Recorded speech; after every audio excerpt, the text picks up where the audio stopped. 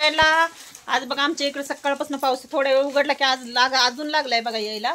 तर आमच्या ताईचा इथं आज महाळ ताईच्या म्हणजे आम्ही स्वयंपाक करायला सकाळी स्वयंपाक करून ही आली या.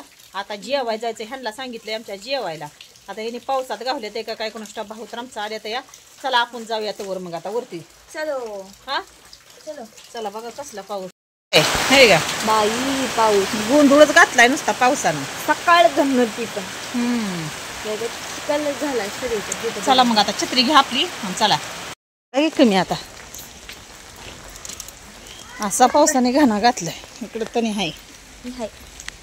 पप्पा आलं का नाही तर कोणास ठाव अजून.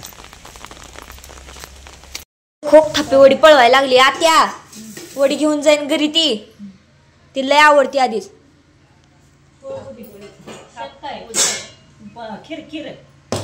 खीर खाली काय ह्याच्यात भजी भजी काय गुळ आणि वाटतं त्याला काय पोळी आणि हे एवढं ताट भरून ठेवलंय खायला. बघा ताट वाढायला तयार झाले. भात ही येळवणीची भाजी पोळी. उद्या दिमन भात कडी कडी उद्या दे. तरी लय देऊ नका.